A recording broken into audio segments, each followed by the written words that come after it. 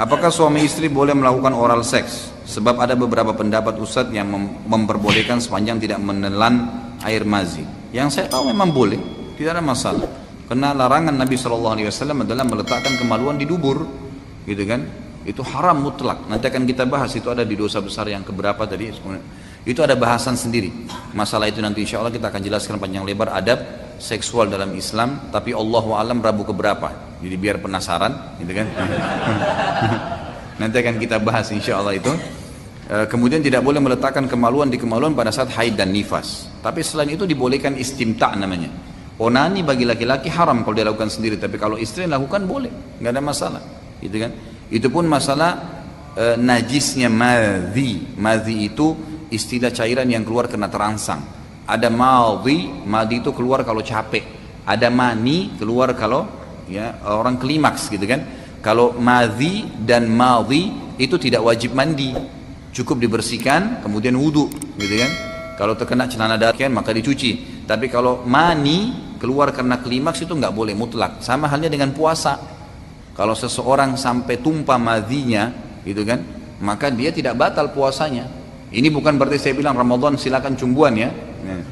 Tapi yang jelas kalau madhi muncul karena syahwat itu tidak batal puasa. Tapi kalau klimaks, ya mani baik itu berhubungan badan atau tidak batal puasa Ramadannya, gitu kan? Batal puasa Ramadannya. Makanya ikhwah yang mau menikah jangan nikah pas akhir Sya'ban, gitu kan?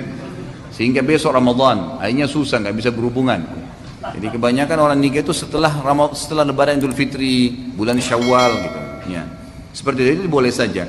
Ada pendapat memang yang mengatakan dan lebih kuat mengatakan madhi itu sifatnya najis, gitu kan? Sifatnya najis. Tapi ada pendapat yang mengatakan tidak, secara mutlak juga tidak, gitu kan? Karena ada yang keluar setelah madhi, yaitu mani. Pendapat yang mengatakan madhi najis, ya, mengatakan bahwasanya mani nggak najis, padahal dari sumber yang sama. Bahkan mani itu lebih kental. Memang dia pada saat klimaks. Artinya madhi ini cuma pembukaannya saja. Mani semestinya yang lebih najis kan gitu. Itu secara rasional gitu. Mestinya seperti itu. Jadi pendapat yang mengatakan madhi itu najis dan mani itu tidak najis, gitu kan? Karena memang pendapatnya seperti itu. Mereka mengatakan kalau kena madhi nggak boleh ketelan, ya, bagi orang yang melakukan oral seks.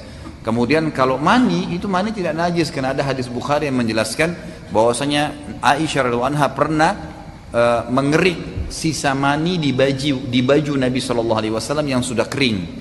Jadi tidak dicuci, tapi dikerik karena sudah kering, kemudian dipakai oleh Nabi SAW sholat baju itu. Dari sini ulama mengatakan berarti dia bukan najis yang tidak boleh untuk dipakai sholat. Kalau tidak kan berarti harus dikucek kan gitu. Tapi ini hadis itu menjelaskan. Kalau pendapat lain mengatakan tidak, madhi dan mani sama-sama dia sifatnya najisnya cuma maknawi, cuma secara makna saja. Dia najis di zatnya, seperti halnya najisnya alkohol. Dia najis di zatnya, tapi tidak menajiskan. Kotoran hewan yang boleh dimakan dagingnya, antum keinjak kotoran ayam, kotoran kambing, kotoran sapi, itu nggak batalin wudhu dalam bab fikih itu, karena dagingnya halal dimakan. Keinjak cukup dicuci, sholat nggak apa-apa, asal jangan sholat sementara kotorannya ada, gitu kan? Ya.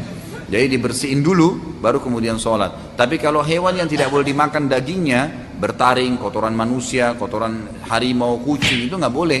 Najis berarti kan, najisnya sudah berat. Mughalladhah namanya. Kurang lebih seperti itu.